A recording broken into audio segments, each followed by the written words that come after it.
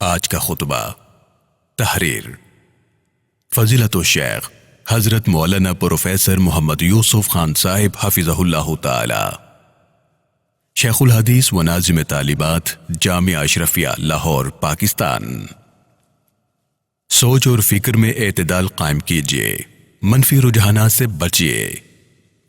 الحمدللہ، ہر طرح کی حمد و ثنا اللہ ہی کے لیے ہے۔ وہی ہم سب کا خالق و مالک ہے، وہی بادشاہ حقیقی ہے، وہی زندگی اور موت دینے والا ہے، وہی ہے جس نے زمین و آسمانوں کو پیدا فرمایا۔ میں گواہی دیتا ہوں کہ اللہ کے سوا کوئی الہ نہیں، وہ واحد ہے، اس کا کوئی شریک نہیں۔ میں یہ بھی گواہی دیتا ہوں کہ حضرت محمد مصطفیٰ صلی اللہ علیہ وسلم اللہ کے بندے اور آخری رسول ہیں۔ اما بعد، اعوذ باللہ من الشیطان الرجیم، بسم اللہ الرحمن الرحیم۔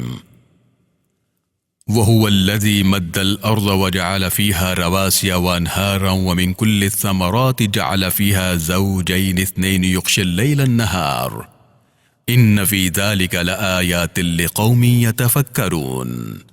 صدق اللہ العظیم۔ یہ وہی اللہ ہے جس نے زمین پھیلائی اور اس میں بوجھ اور ندیاں رکھی اور ہر پھل میں دوہرے جوڑے رکھے۔ وہی دن پر رات کو ڈھانپتا ہے، بے شک اس میں سوچ اور فکر کرنے والوں کے لیے نشانیاں ہیں۔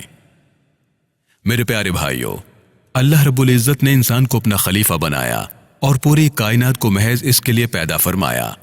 اسی انسان کے اندر ظلمت و نور، خیر و شر، نیکی اور بدی جیسی ایک دوسرے سے مخالف صفات پیدا فرما دی۔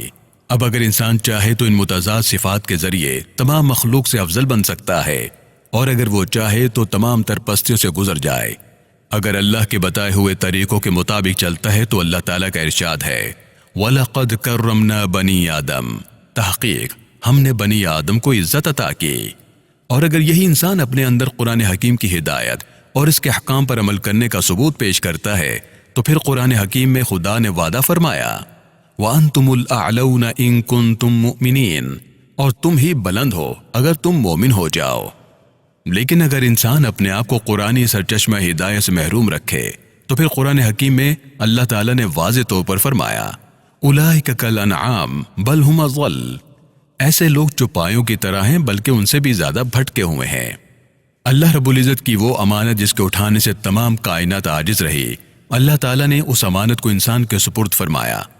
اب اس امانت کے کچھ تقاضے ہیں، ان تقاضوں کو پورا کرنے کے لیے انسان 3 قوتوں سے کام لیتا ہے، اور انہیں 3 قوتوں کو علماء حق اور حکماء اسلام نے اچھے اور برے اخلاق و اعمال کا سرچشمہ قرار دیا ہے۔ ان میں سے پہلی قوت فکر ہے، جسے سوچنے اور علم کی طاقت کہہ سکتے ہیں، دوسری غصے کی طاقت اور تیسری خواہشات کی طاقت۔ ان تینوں قوتوں کو اعتدال اور میانہ روی میں رکھا جائے تو انسان کامیاب ہو جاتا ہے، ورنہ دنیا اور آخرت دونوں میں ناکام رہتا ہے۔ سوچنے اور فکر کی قوت کا استعمال اگر اعتدال اور میانہ روی سے کیا جائے تو یہی سوچ درست ہوگی، ورنہ یہ سوچ غلط ہوگی۔ سوچنے کی قوت کو میانہ روی اور اعتدال سے کیسے استعمال کیا جائے، اس کا جواب انتہائی آسان ہے، اور وہ یہ کہ اگر ہمارا سوچنا اور فکر کرنا اللہ تعالیٰ اور رسول اللہ صلی اللہ علیہ وسلم کے بتائے ہوئے طریقوں کے مطابق ہوگا تو یہ قوت فکر کا صحیح استعمال ہوگا۔ اگر احکام اسلامی کے مطابق سوچنا نہ ہو تو یہی سوچ اور فکر غلط ہوگی۔ اللہ تعالیٰ نے قرآن حکیم میں بہت سی جگہوں میں قدرت کے مناظر میں غور و فکر کی دعوت دی تاکہ انسان ان مناظر کو دیکھ کر سوچے کہ آخر ان کا بنانے والا کون ہے، اور اس طرح یہ انسان اللہ کی ذات کو پہچان لے گا۔ فرمایا، ان فی خلق السماوات والارض واختلاف اللیل والنہار لآیات لأولی الالباب، بے شک آسمان و زمین کے پیدا کرنے، رات دن کے بدلنے میں عقل والوں کے لیے نشانیاں ہیں۔ سورۃ الغاشیہ میں فرمایا، یہ لوگ اونٹ کی طرف کیوں نہیں دیکھتے کہ کیسے پیدا کیا گیا، اور آسمان کی طرف کہ کیسے اٹھایا گیا، اور زمین کی طرف کہ کیسے بچھائی گئی، اور پہاڑوں کی طرف کہ کیسے نصب کیے گئے۔ اسی طرح اللہ رب العالمین نے قرآن حکیم میں غور و فکر کرنے کی دعوت دی۔ فرمایا، اولا یتدبرون القرآن، وہ قرآن میں غور و فکر کیوں نہیں کرتے۔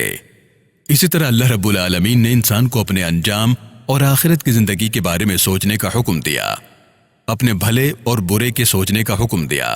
ان تمام جگہوں میں انسان کا سوچنا بہت اچھا ہے، اور یہ غور و فکر کا صحیح استعمال ہے، لیکن اللہ تعالیٰ نے بہت سی چیزوں کے بارے میں سوچنے سے منع بھی فرمایا۔ مثلا شہید کے بارے میں فرمایا کہ شہید زندہ ہوتا ہے، وَلَٰكِن لَا تَشْعُرُونَ، لیکن تم اس کی زندگی کو نہیں سمجھ سکتے۔ ایک طرف مومنین اور متقین کی یہ صفت بیان فرمائی، الَّذِينَ يُؤْمِنُونَ بِالْغَيْبِ، وہ لوگ جو اندیکھی باتوں پر ایمان رکھتے ہیں، اور دوسری طرف مومنین کی یہ صفت بیان فرمائی، وَالَّذِينَ إِذَا ذُكِّرُوا بِآيَاتِ رَبِّهِمْ لَمْ يَخِرُّوا عَلَيْهَا صُمًّا وَعُمْيَانًا، اور جب ان کو پروردگار کی باتیں یاد دلائی جاتی ہیں تو ان پر بہرے اور اندھے ہو کر نہیں گرتے۔ معلوم ہوا کہ مومنین کی شان تو یہی ہے کہ وہ اندیکھی بات پر ایمان لاتا ہے، مثلا جنت، جہنم، فرشتے وغیرہ پر بغیر دیکھے ایمان لایا، لیکن مومن ان چیزوں پر بہرا اور اندھا ہو کر نہیں گرتا، بلکہ غور و فکر کرتا ہے کہ یہ بات کون کہہ رہا ہے، اور جب وہ بات اللہ اور اس کے رسول صلی اللہ علیہ وسلم کی طرف سے بیان کی گئی ہو تو وہاں اپنے سوچنے اور فکر کرنے کی قوت کو ایک طرف رکھ کر بغیر دلیل کے ایمان لاتا ہے۔ ابو جہل نے حضرت ابو بکر صدیق رضی اللہ تعالیٰ عنہ سے معراج کے واقعے کے بعد کہا، کیا کوئی آسمان پر جا کر ایک رات میں واپس آ سکتا ہے؟ تو ابو بکر صدیق رضی اللہ تعالیٰ عنہ نے فرمایا کہ نہیں۔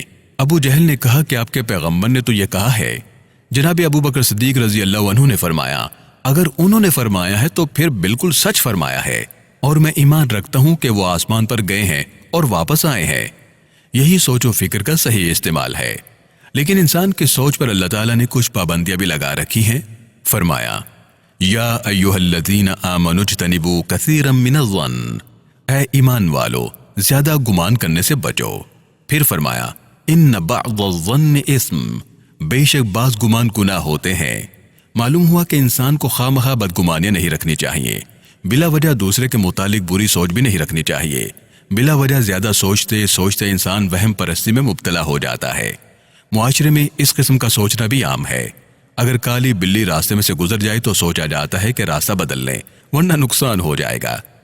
کوا بولنے لگے تو کہتے ہیں کہ مہمان آئے گا، جوتی پر جوتی آ جائے تو سوچتے ہیں کہ سفر پیش آئے گا۔ یہ توہم پرستی ہے، یہ سوچ و فکر کا غلط استعمال ہے۔ شریعت اسلامی نے اس کی اجازت نہیں دی۔ سوچ کا صحیح استعمال یہ ہے کہ انسان اپنے بھلے اور برے کے بارے میں سوچے۔ آپ صلی اللہ علیہ وسلم نے فرمایا، مسلمان نہ دھوکہ دیتا ہے اور نہ دھوکہ کھاتا ہے۔